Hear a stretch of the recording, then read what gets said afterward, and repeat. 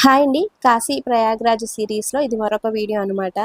మేము త్రివేణి సంగమ స్నానం అయిపోయిన తర్వాత అక్కడ దగ్గరలో ఉన్న బడే హనుమాన్ టెంపుల్‌ని దర్శించుకున్నాం. అక్కడి నుంచి మేము నాగవాసుకి దేవాలయానికైతే వచ్చామండి. ప్రయాగ్రాజ్‌లో అతి పురాతనమైన ప్రసిద్ధమైన దేవాలయం ఈ నాగవాసుకి దేవాలయం అండి. మేము కుంభమేళా టైంలో వచ్చినప్పుడు కూడా ఈ దేవాలయానికి వచ్చాము గానీ, అప్పుడు క్రౌడ్ విపరీతంగా ఉందనమాట. పెద్ద క్యూ లైన్ ఉందండి. అప్పుడు మాకిక్కడ దర్శనం చేసుకోవడానికైతే అవ్వలేదు. బయట నుంచే మేము నమస్కారం చేసుకొని వెళ్ళిపోయాము.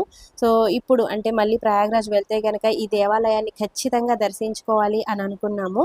సో, అందుకని ఇప్పుడైతే వచ్చామండి. దర్శనం అయితే చాలా అద్భుతంగా జరిగింది. ఇప్పుడు ఎక్కువ క్రౌడ్ లేదు కాబట్టి చాలా ప్రశాంతంగా ఆలయ దర్శనం అయితే చేసుకున్నాము.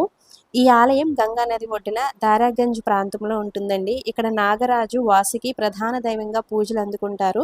భారతదేశంలో వాసుకి నాగుడికి అంకితమైన ప్రసిద్ధ ఆలయాల్లో ఇది కూడా ఒకటనమాట. ఈ ఆలయానికి వేల సంవత్సరాల చరిత్ర ఉందని నమ్ముతారండి. పురాణాల ప్రకారం సముద్ర మథనం సమయంలో దేవతలు రాక్షసులు ఉపయోగించిన నాగరాజు వాసుకి ఈయనే అనమాట. త్రివేణి సంగమాన్ని కాపాడే దేవుడు ఈ నాగవాసుకి అండి. త్రివేణి సంగమ స్నానం చేసి ఈ ఆలయాన్ని దర్శిస్తే నాగదోష నివారణ, కుటుంబ శ్రేయస్సు కలుగుతాయని భక్తుల విశ్వాసం అండి. అందుకే ప్రయాగ్రాజ్ వచ్చే భక్తులు ఈ ఆలయాన్ని కూడా తప్పకుండా దర్శించుకుని వెళ్తారు. కొన్ని ప్రత్యేకమైన దినాల్లో అంటే నాగపంచమి రోజున ఇక్కడ వేలాది మంది భక్తులు ప్రత్యేక పూజలు చేస్తారంటండి.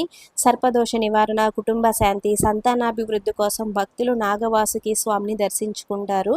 ఆలయం అయితే చాలా పురాతనమైన ఆలయం అండి. చాలా ప్రశాంతంగా, చాలా విశాలంగా ఉంటుంది. నాగవాసుకి స్వామిని దర్శించుకున్న తర్వాత మేము ఇక్కడి నుంచి బయలుదేరి రైల్వే స్టేషన్కి అయితే వెళ్ళాలి. మేము ప్రయాగ్రాజ్ నుంచి ఇప్పుడు కాశీ అయితే వెళ్తున్నాం అనమాట. సో, కాశీ వెళ్ళిన తర్వాత అక్కడ ఏ ఏ దేవస్థానాలకు దర్శించుకున్నాం ఏంటి అనేది సో అప్కమింగ్ వ్లాగ్స్లో అయితే చూపిస్తాను. సో వీడియో నచ్చితే లైక్ ఇచ్చి వెళ్ళండి ఫ్రెండ్స్. Thanks for watching.